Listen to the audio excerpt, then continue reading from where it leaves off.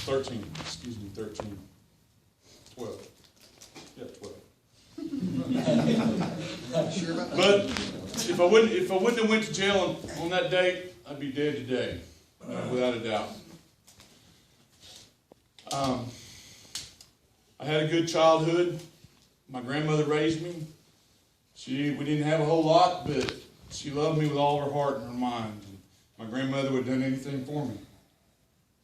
She raised me in church. Had a good life in church, and at 9 years old, I seen my grandmother healed out of a wheelchair. That changed my life because I knew then there was a God. Before then, I felt my grandmother's pain every night because she'd bawl because she couldn't afford the medicine for her. And I just say, Lord, if there's really a God, there's got to be something that's going to heal her. I got to push her in the wheelchair in. I seen her healed that night. She got up out of that wheelchair and walked and never was in another wheelchair until she died. At the age of 13 years old, I went to my uncle and I told him that I wanted to be a runner for him because I wanted to pay for my grandmother's medicine that she couldn't afford. And he asked me what I was talking about. And I told him that we went to the pharmacy, and the pharmacy told my grandmother that they couldn't give her no more pills because they'd loaned her all the pills that they could loan her, and that she had to pay $350 before she could fill her prescription. And I told him I knew that he had all these people running drugs for him, and I said, Uncle Earl, if I get caught, I'm a juvenile, I run away. It ain't no big deal. I just want to pay for my grandmother's. Soon after that, I was driving cars back from Laredo, Texas, full of dope. But my grandmother never ever wanted. My grandmother finally found out, and she said, son, they're going to put you in prison if they catch you. And I looked at my grandmother and I told her, prison and nothing else could hurt me as much as I hurt when I hear you cry at night because you don't have your medicine, Granny. My grandmother felt bad from then on because she felt that the reason I was doing drugs, and I wasn't doing them at that time, I was just running, I was just a runner at that time. I kept on and kept on. Next thing I know, the way of life got to me. Shoot, I didn't have to worry about nothing. I had everything. And from a little bitty town in Kiefer, it didn't take a whole lot to have more than everybody else. And I didn't want nothing to do in Creek County, so I had to come to Tulsa because my grandmother had a scanner. And she knew everything that happened in Creek County. Every time I'd get stopped before I come home, she'd know I was already stopped. So I had to come to Tulsa, and I come to Tulsa and started running drugs in Tulsa at 16. House of Blue Lights, the Vegas Club. Some of y'all know where I'm talking about. That was my hangout.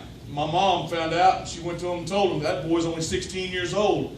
First thing they told her is, get out. We don't even want to talk to you. Because I was supplying them dope. That was my dope hangout. I started supplying dope to the Mongols and the Rogues. And I become pretty good at it because that's what I did. Didn't have to worry about nothing because I had everything fronted to me, and I was at the top. I wasn't at the bottom. I was at the top. And everybody knows at the top, you ain't got to worry about nobody taking your stuff because they're going to protect you. All they want to do is somebody, like they told me, they didn't care what I did, just get out there and sell the dope and make the money, and I did. At the age of 21, I was in prison doing a 10-year sentence. A 10, 5, an 8, and a 6. The 6 and 5 was running wild. I didn't know what to do. I get down there and come to find out they already taken care of me, boy, because the things I'd done on the street carried over inside.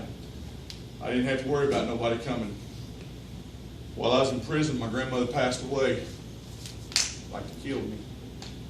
I thought, what do I got to live for now? My grandmother and everything that I thought I could do is now gone. But what did I do? I went ahead and done my time just like you're supposed to. I didn't let it show. I didn't let it come.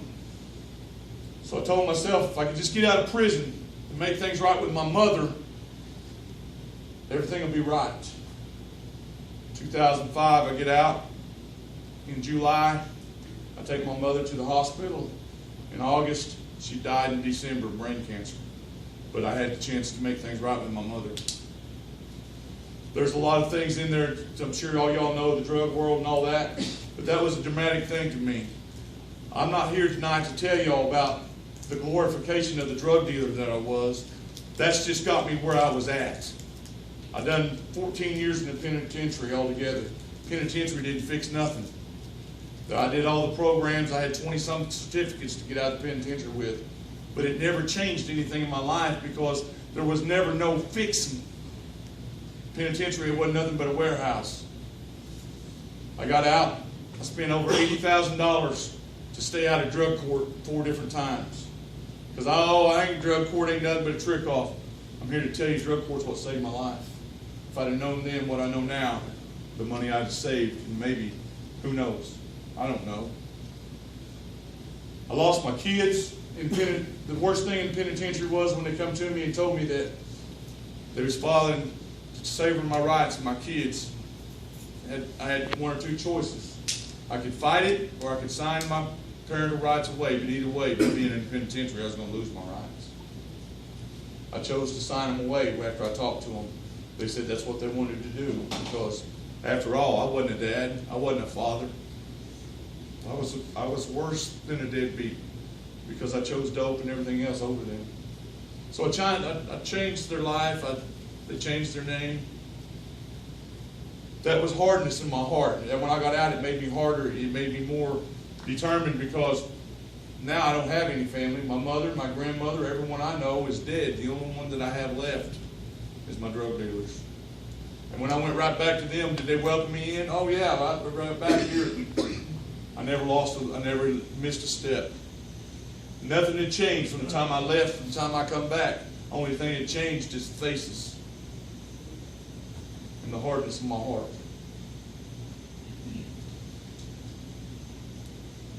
I run and I run and I run.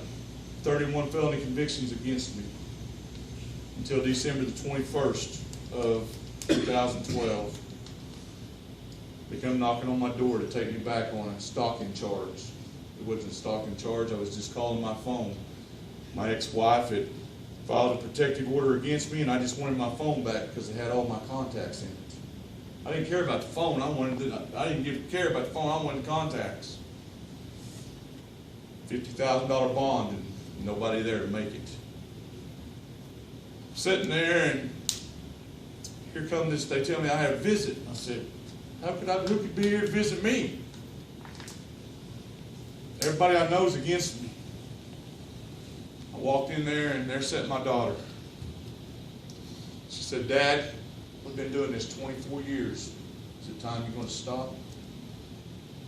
You got 3 grandkids that want a granddaddy. Either step up and get right, or get out of their life and quit trying to play. She was serious. I looked at her and I told her I'm tired and I'm done. She said, well, what are you going to do about it? And I said, well, I'm trying to get into drug court. She said, you're trying to get into drug court? I said, I'm trying to get into drug court. She said, why are you dead set now? I said, because something has to change in my life for me to be able to change my life. See, I knew that all I was a drug addict. And I knew that all the world had to offer me at that point in time was selling drugs. There's people in this room here tonight that I sold many drugs to, that I'm glad that you're here on the right side, that I can give you a mentor now instead of a fix. Because the fix I had wasn't nothing but sending us way in the wrong direction. Tore our lives up, tore my life up. Cost me everything I had, my kids, my life. There I lost everything I'd worked for. Only thing I had was looking in a mirror or in glass at my daughter saying, I'm done. If you can't change your life, if you can't do something now, Dad, 24 years in the penitentiary, every time I give you another chance, what do? You end up right here. It broke my heart. Still today, I see that face. It brings tears to my eyes because she was right. The only thing I'd ever give her was a song and a dance from prison. I get out of prison, get out of jail. Shoot, I was right back out there on the fast track. I was out there doing my thing, thinking I was all that. 160 pounds, scale of nothing. I always had a job, always worked, but it wasn't nothing but a front. I never really had anything that was mine. Everything I had was to re-up, to do something different. I go to court, and they're going to give me over just a stalking charge. They're going to try to give me a 10-year sentence. I said, 10 years for calling my phone? And a paraphernalia charge? Come on, are you serious? They said, yeah, you got 31 felony convictions against you, Moffatt. You're a menace to society. I said, ooh, what? I've been called that many times. Tim Harris called me a menace to society and told Judge Hopper, if there's anybody that needs a hopper hold, it's Mr. Moffatt. He doesn't ever need to be back on the streets of Tulsa. The sad part about it, he was right. But you couldn't convince me of that, because I just use once in a while. I sell a little dope, but I don't hurt nobody, because if they don't buy it from me, they're going to buy it from someone, and they might as well buy the good stuff as go out there buy the junk and be out there doing stuff, stupid stuff. What's the justification? Well, no justification. It was stupid. Walked that cell, and one day they come up there and they ask me, if we really give you a chance in drug court, do you think you can make it? I said, I don't think I can. I know I can. If I can get some help and somebody's willing to give me a chance to change, I'm willing to change. Because in that cell at David L. Moss, my mind was, I have done the same thing over and over and over. I've been to the penitentiary. I've been to every penitentiary in the state of Oklahoma except Stringtown and Hodges. Everywhere else I've been. There was nothing there for me. I knew that. And if they're willing to give me a chance to change and somebody believe in me, I'm not going to let my daughter down this time. I want to see them grandbabies. Because then I started to get clean. I had a clear mind. I knew I could do this. I went down there and they had this little church deal. I remember my grandmother saying that, son, the reason I quit shooting dope was because my grandmother was on her deathbed, and I asked her if there's anything I could do for her. And she said, yes, there is. Son, I want you to make me a promise, but it's a promise you'll have to think about. And I said, well, what is it, Gran? She says, promise me you'll never put another needle in your arm and get high, because, son, when you do, you're an evil man. And you wasn't born to be an evil man. God put you here for a purpose. I looked at my granny in her eyes, and I told her, Granny, I promise you with everything I am, I'll never ever put another needle in my arm and get high. And to this day I haven't. But I got high other ways. And she said that. She gave me that out, though. See, she said, I know you'll probably snort it, you'll smoke it, you'll do it. But son, when you do that, you're just to yourself, you're not evil. But when you put a needle in your arm, son, you don't have no value of life. Son, God give you a purpose in life. That was ringing in my mind. God give me a purpose. And I knew it wasn't to be a dope dealer. I proved I could do that. I've done it all my life.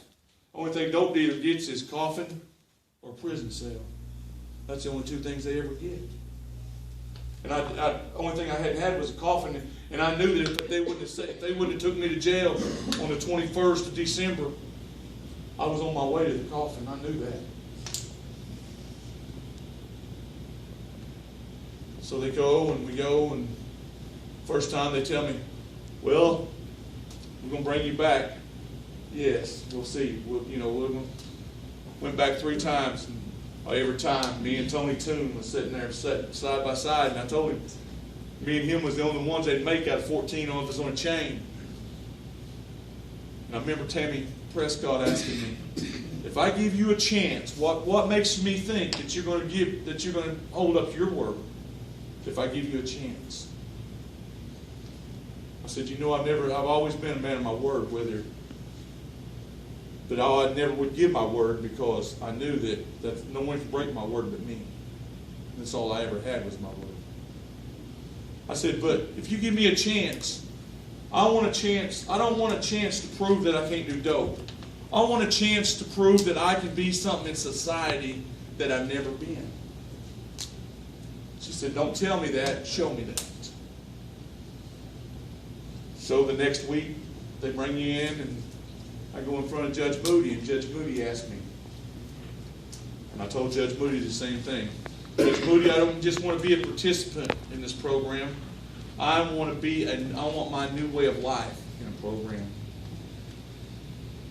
She said, well, we'll see. You got plenty of time ahead of you. But I can promise you I'll be on your side as long as you let me be on your side. And I will be behind you. This whole team will be behind you and give you all the tools you need if you're really serious about what you're saying. Guys, I'm here to tell you, she was 100% of her work. Was it easy? Nope. I got out February the 21st. It was sleet and rain. I was in shorts and a t-shirt. Went by my dope dealer's house and almost stopped. And I said, nope, I can't do it.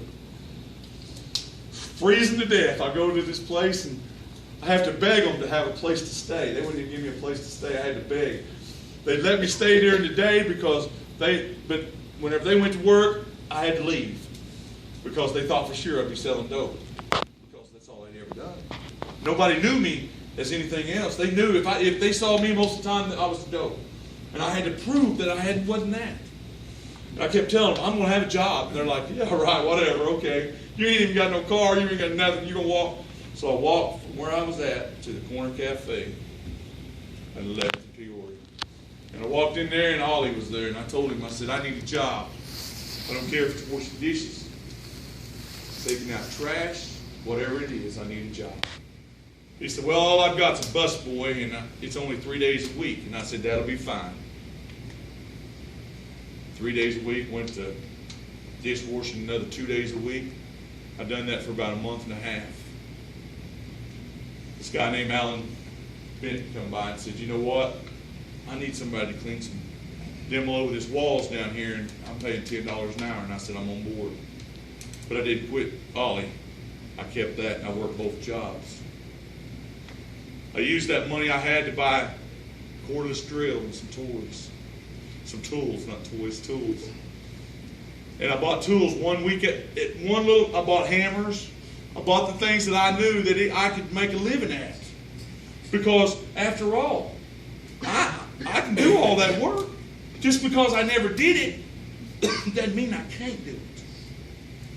Because I had to prove to somebody that I'm going to be a man of my word again. Going to every week on time. Judge Moody's telling me she believed in me. Guys, whenever the judges tell you that they believe in you, they're giving you an opportunity that nobody else will. And that's what I needed, was an opportunity, really. Because I didn't want to be dirt. I didn't want to use dope no more. The only reason I did dope was because that's where I was accepted. That was where I felt comfortable. That was my life, because that's all I'd ever did. But I become more dependable. Wasn't very long, and Alan and them give me a security code. I'll never forget that day. He said, I'm going to give you a key to the building and a security code. I bawled all the way home because somebody believed in me and trusted me again. Trusted me with a multi-million-dollar business and a code to it. Bought me a bicycle. I was proud of that red bicycle. I rode that bicycle, and everyone was like, whoa.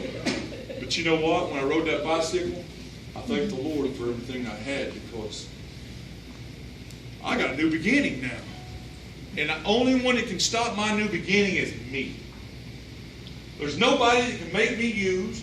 There ain't nobody that can take what I got except me.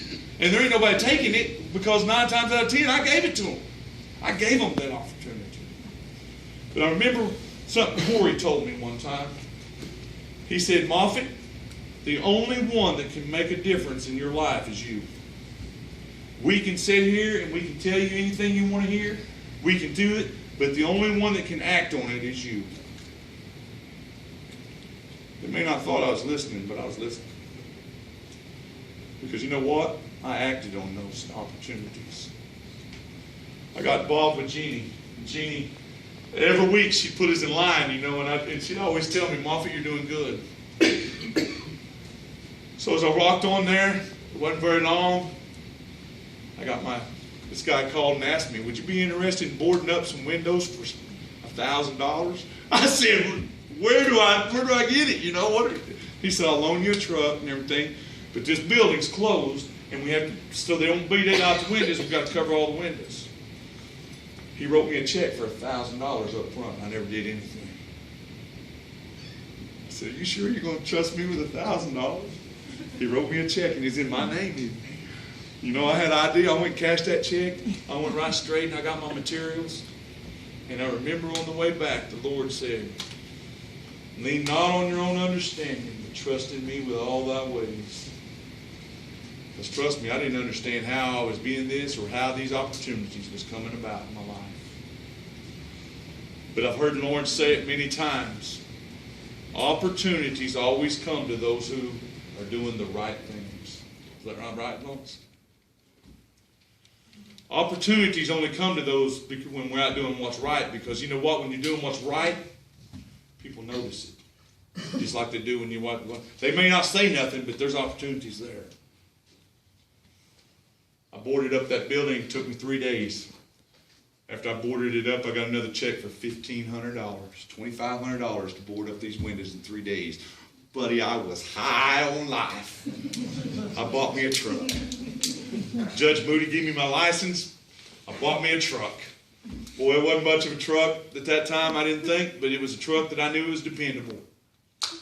I had my tools, my truck, and I had this guy that believed in me. Not only did he believe in me, but this other guy named Danny, a little guy, walked up to me and said, you know what, I need guys like you that'll work for me. He said, I'm willing to pay you $25 an hour. I said, $25 an hour? I said, what, sign me up, you know what I'm saying? Next thing I know, he'd give me these bids. And he wouldn't ask me to give him a bid. He'd say, Jerry, can you do this for this? And every time it was astronomical. I said, yeah. Guys, that work rocked on. The first time I ever worked for Richard Garner, I went out to his place out there and he asked me, I know you're in drug court, but what's your plans? I said, our plans is to get my business going, get my insurance paid, and being able to be trustworthy and being able to be dependable. After all, what's drug court want out of us? To be dependable, be a man of our word, and be clean and sober in society. Guys, drug court not only give me the beginning of my life, they give me opportunities. I went to Judge Moody and I told Judge Moody that I was working for thee because I went to my PO and my PO said, you can't be a contractor because you can't do this. And I said, but it's not like that. I work for a dependable, but I want to go out on my own. I went in there to Judge Moody. I laid it out to her and I showed her what I could do and I showed her what the paperwork from where I was at. I proved to her that that's what I was doing. You know what she said? Mr. Moffatt, I'll be watching, but good luck. Don't make me disappointed in you. I said, Judge, I'm just trying to be society what I really want to be in life. I want a business. I want to be able to help others as much as I get help.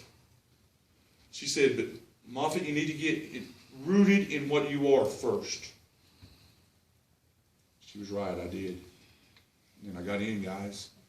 But all the time, I was always helping. I always wanted to help someone else. So, Judge Moody, we go and talk to this lady over here, and all the way through it, we're wanting to start a meeting. I told her, you know, I don't want an NA meeting. I don't want an AA meeting because I don't feel comfortable at it, but because that's all I've ever been, was shoved down my throat for 14 years. Jeannie says, well, get together and do some work because, you know, drug court, because she was working for drug court at the time. So we tried a meeting over at HHR, and a couple of people showed up, you know, not very many, what, 2 or 3? But I wanted to give back and help and be able to start something from drug court, because drug court gave me my life. Drug court gave me a new beginning. Drug court gave me my business. They give me my thing. Guys, it took a year and a half for my daughter to come back around, for me to prove UAs, not fail. No. Instead of concentrating on her, I just let her go do what she wanted because I knew I was doing what's right. I wanted to start this group. We called it was the alumni group to start with. And it never went because no one really wanted to be a part of drug court. They all thought that landing that was part of drug court. But I didn't give up. I showed up over there every week for about 6 months. Every week. Finally, Lawrence and Jeannie made a transition at that time and and he said, you know what? We need a group here as well. I said, Lawrence, I'm willing to partner up with you and do whatever we got to do because these guys need a place that they can land down as much as I do. Jeannie said, let's do it. It wasn't very long, was it, Lawrence? What? Next month, we opened our first group right here, guys. This is what come about. That lady's hard work, that man's opening up. That's why we're here. The drug court give me these opportunities to be able to make a difference in other people's lives that made a difference in my life. Because I have found out that if I don't stay connected, guys, I'll be right back out there where they're at. But I found somewhere in drug court that I was accepted, I was supported, and I could make a difference. After all, that's all I ever wanted to do anyway, was make a difference and be accepted. Because I didn't have no family. The only family that I had was out there in the world with drugs. Drug court become my new family. Drug court become my new way of life. You notice you don't hear me saying a program very often or a participant of a program because I didn't make it a program in my life, but I made it a new way of life. Because if you don't change the way of life that you live and the standards that you accept in life, you'll be right back doing the same things you've always done. Now then, I know what is good. I know that without a doubt that I've got support. I know without a doubt that I can call Lawrence or Jeannie, and there's guys here as well, that I can call and I can be connected with anybody. I don't have to be alone. I don't have to be out there with the world. Because you know what, guys? Y'all's opened up way, way more opportunities than I've ever had in the drug world. And the best part about it is, I don't have to worry about the flashing lights. I don't have to worry about a bail bondsman. I don't have to worry about an attorney. I don't worry about none of that. I don't have to worry about waking up in David L. Moss. I don't have to worry. You know, my least worry is David L. Moss or an attorney or a bail bondsman or none of that. Drug court give me an opportunity to get my life back, my kids back, my own business, my driver's license. Hey, I didn't have a driver's license since 1982. I can be I'm an actively productive citizen in life now that does the right thing. Guys, I love volunteering at the Iron Gate. I love going and giving back. Something that I've started now is, how many of y'all know the elderly people, they can't get out there and mow them lawns, but they have property. And they're paying big dollars to pay. People's robbing them every day for lawns. Anytime y'all want to go mowing on Saturday, just get with me. I go and mow the elderly people's lawns I don't even ask them. I just roll up and start mowing their lawn. Because if you ask them, they tell you no. Somebody else is always going to do it. But if you roll up and you just start mowing and it's already done by the time they come out, then it's, well, son, what made you do that? I don't know. I was just led to do it. I've done it. That's giving back to the community. Guys, I don't want their money. I don't care. A lot of them say, well, you know how much that old guy's got money? You know what? I don't care. Because we've got to give back to the community that we took from. Because I'm telling you, for 33 years, I was out there taking from the community. Maybe not taking literally, but I was a menace to society on the streets for real. I always run around with guns, knives, and dope, and doing stuff that we shouldn't have ever been doing. So why would I not go out there and give back the same way?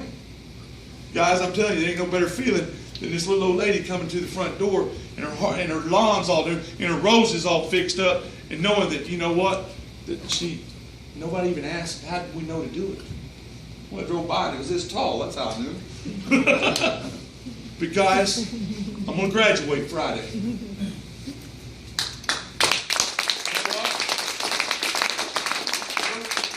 But my graduation ain't the end of it. Because, guys, that's just the end of UAs and the little drug. But, guys, I'm still going to be, just like I told Sean, I've got to stay connected, because why would I not want to give back to something that gives me so much in my life? Guys, it feels pretty good to be able to reach in your pocket and go buy whatever you want.